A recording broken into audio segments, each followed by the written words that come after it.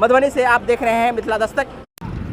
नमस्कार, हम आपको बता दें कि आज हम मधुबनी बस स्टैंड पे हैं और यहाँ मजदूर जो कभी लॉकडाउन के कारण पलायन करके घर आए थे और पुनः अब यहाँ से अपने गंतव्य स्थान की ओर जाना चाह रहे हैं। ऐसे में हम इन लोगों से जानकारी लेंगे कि अभी फ़िलहाल जाने का क्या तुक है। क्या नाम है आपका? हमारा घनश्याम। घनश्याम जी, बताइए, जो आप लोग इतने लोग कहाँ जा रहे हैं? राजस्थान जा रहे हैं। इससे पहले राजस्थान में ही थे? हाँ, राजस्थान में थे। तो अभी जाने का तुक क्या है? तुक यही है कि यहाँ कोई मजदूरी नहीं है, भूखा सब मर रहा है, इसलिए हम लोग यहाँ से जा रहे हैं। क्या नाम है आपका? अजय कुमार। यहाँ 2 महीना से बैठे हुए हैं लॉकडाउन में। हम लोग के यहाँ कोई रोजी रोटी नहीं है। जहाँ हम लोग रहता था वहीं हम लोग वापस जा रहा हूँ कमाने के लिए। कहाँ रहते थे पहले? बीकानेर, राजस्थान। तो बीकानेर राजस्थान के लोग आपको काम दे सकते हैं। हाँ। राजस्थान के सरकार आपको काम दे सकते हैं, लेकिन बिहार में आपको काम नहीं है। सरकार कोई सुनवाई नहीं है, जो मरता है वो मरो। तो आप देख सकते हैं कि ये मजदूर हैं और पलायित होकर के पुनः राजस्थान की ओर जा रहे हैं।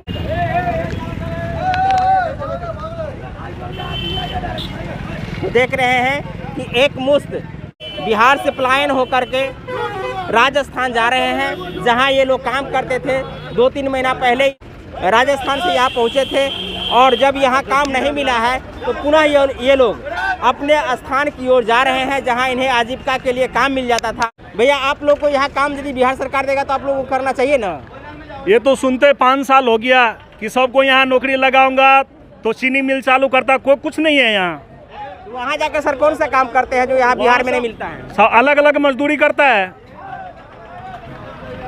आप समझ सकते हैं कि बिहार में यदि ऐसे मजदूरों को उपयोग नहीं किया जाता है, मानव संसाधन का उपयोग नहीं किया जाता है, तो निश्चित रूप से बिहार हमेशा पिछड़ा और गरीब राज्य के रूप में ही जाना जाएगा। जबकि अन्य राज्य इन्हीं मजदूरों का उपयोग करके अच्छे से अच्छे काम कर लेते हैं, मानव संसाधन का उपयोग कर लेते हैं और अपने राज्य के विकास में इन लोगों का योगदान ले लेते हैं। जबकि बिहार सरकार को चाहिए था कि ऐसे मजदूरों को यहीं पर काम दे देता और इसका उपयोग करके अपने राज्य का आर्थिक स्थिति को ठीक कर सकता था। काम नहीं मिलने के कारण ये लोग पलायित होकर के पुनः राजस्थान कहीं और जगह जा रहे हैं।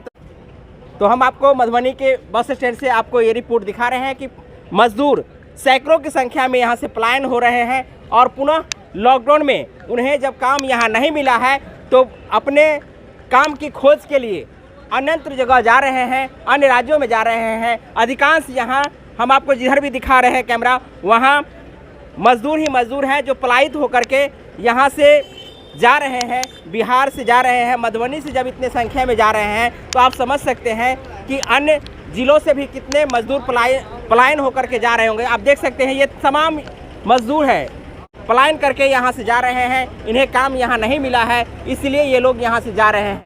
बिहार सरकार को भी ध्यान दिलाना चाहते हैं कि ऐसे मजदूरों का उपयोग आप अपने राज्यों के विकास में कर सकते हैं, इन मानव संसाधन का उपयोग कर सकते हैं। लेकिन यदि ऐसा नहीं करते हैं तो निश्चित रूप से जो बिहार की जो स्थिति है वो बद से बदतर होती रहेगी। जहां इनके संसाधन का उपयोग बिहार में होना चाहिए था, जबकि इनका संसाधन यहाँ नहीं होने के कारण ये लोग अन्य राज्यों में जा रहे हैं। तो निश्चित रूप से जिस राज्य में जाएंगे उस राज्य का विकास होगा।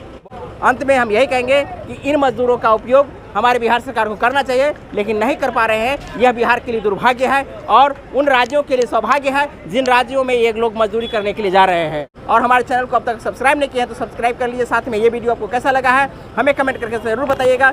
और इस वीडियो को आप फेसबुक पेज पर देख रहे हैं तो लाइक कीजिए, कमेंट कीजिए, फॉलो कीजिए।